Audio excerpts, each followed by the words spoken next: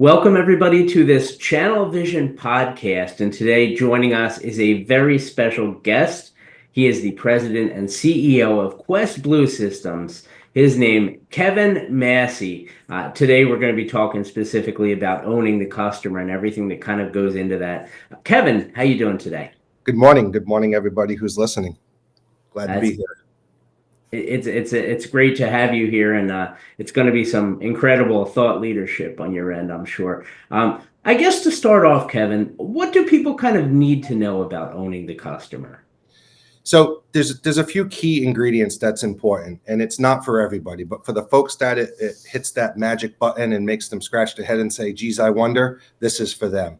And that might be down to the point of if they've never owned the customer, the key ingredients to it is billing, first line of contact, and regulatory questions. Those are the three main ingredients that come into that. And that's the most important part to understand. And we're going to be educating people on that next week at Channel Partners. And we're looking forward to having a little bit deeper conversation about that for folks who want to understand more.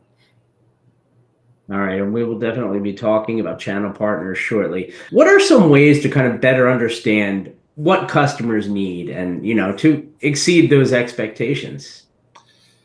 Yeah, so what they really need to know is what their earnings are in the channel when they're earning spiffs and recurring commissions when they don't own the customer versus what that formula looks like if they did own the customer. We have a formula that we've put together where a current channel partner could put into their program how much they're going to earn on a spiff if they were passing it to any other third-party vendor without owning the customer, and what the commission structure looks like over 12, 24, or 36 months. And then if they plug in that same formula for owning the customer, we will show him what month that they will win the business for a profitability standpoint. And plus, with owning the customer, you don't have other people knocking on their door trying to renew that channel contract. I think a really important part of owning the customer is the relationship aspect. What are some kind of ways that you would recommend to go about kind of building stronger customer relationships?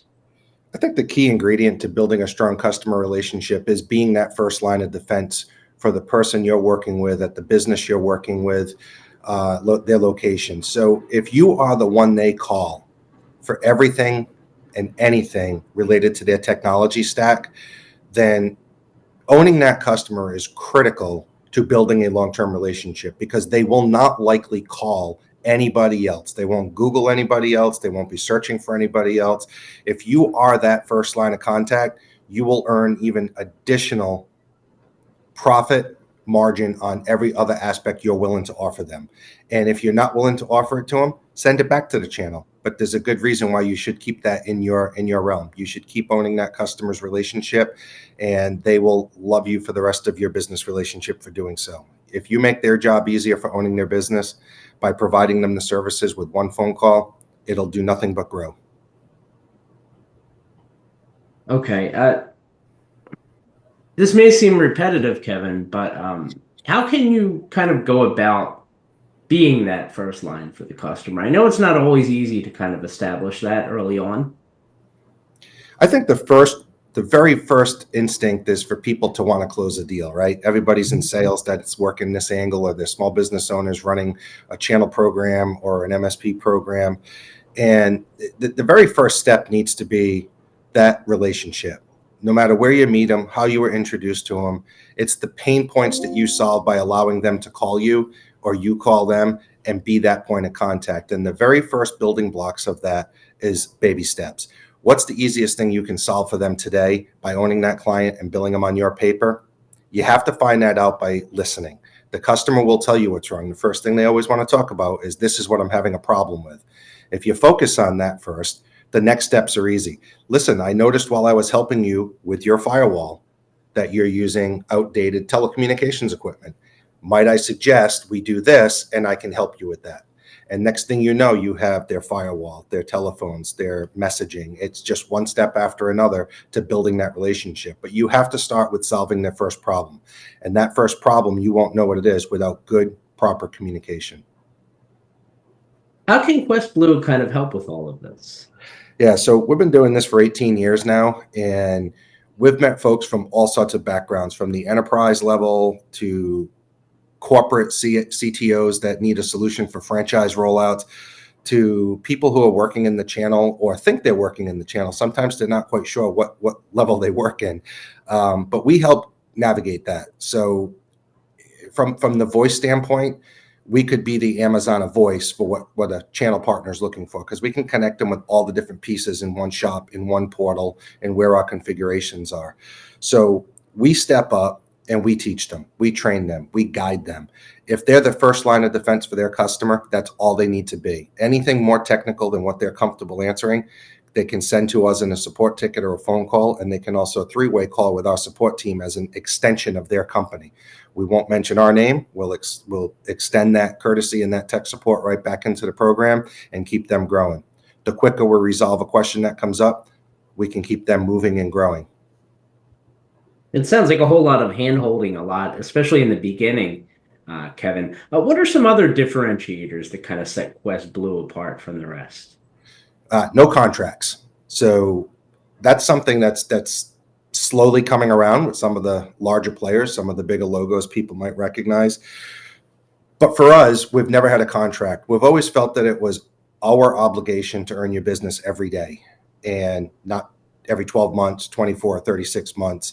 And you have a question today or tomorrow, we're going to be there for you, not just on renewal time. So when you're working with your end users in the channel or in the MSP world, you can count on us to be the different factor of what you're used to doing. And if you get caught up with a client in any kind of conditional situation, we can be there for you. We can bail you out. We can help you move forward again.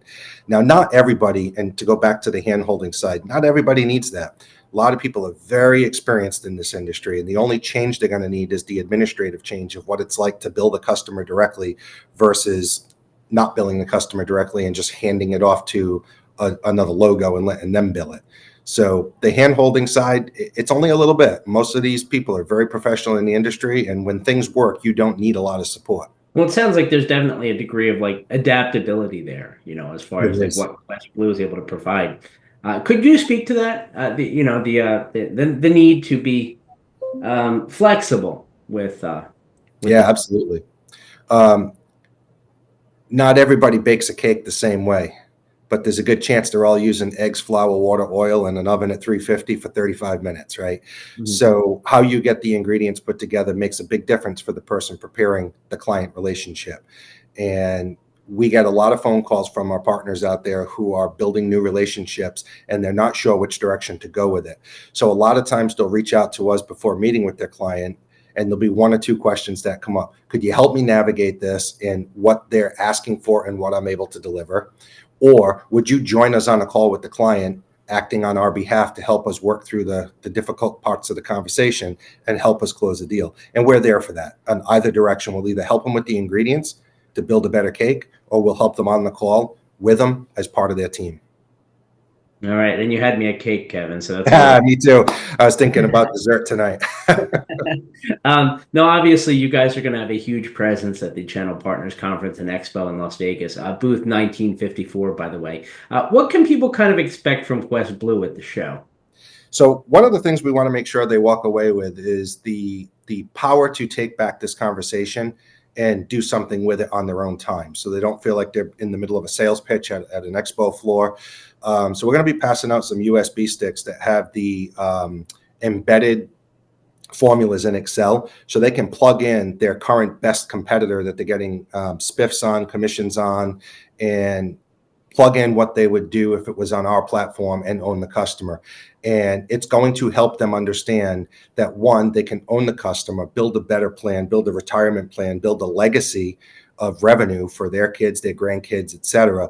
And all of that formula will be on that USB stick we'll give them.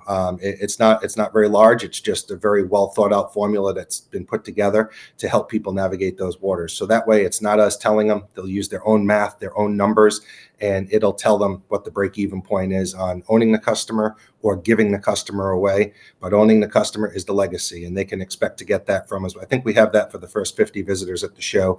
Anybody after that, we'll hook up with them after the event and make sure they get a copy. Sure, a very good thing. And it sounds like a whole lot of thought has kind of gone into all of this. If people want more information on QuestBlue and a lot of these things that we discussed, where can they go?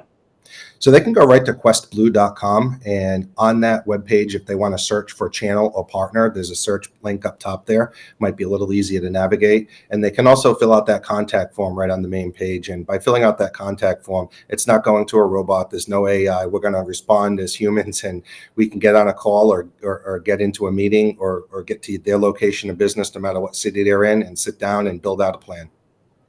All right. Thank you so much for the time, Kevin. Absolutely. Thank you for having me. Of course, yeah, Kevin Masse, President and CEO of QuestBlue Systems. While you guys are online checking out QuestBlue and everything that they have going on, don't forget to also visit ChannelVisionMag.com. On there, you can find great CVTVs and podcasts and webinars and white papers and just lots of great on-demand content right there on ChannelVisionMag.com. Don't forget also to give us a like and a subscribe so that you know when new podcasts like this one drop. And everybody also don't forget to visit QuestBlue at Channel Partners Conference and Expo in Las Vegas, booth number 1954. That's going to do it for today's podcast. Thank you to QuestBlue. Thank you for checking us out, and we'll talk to you guys real soon. Bye-bye. Thank you, everyone. Bye.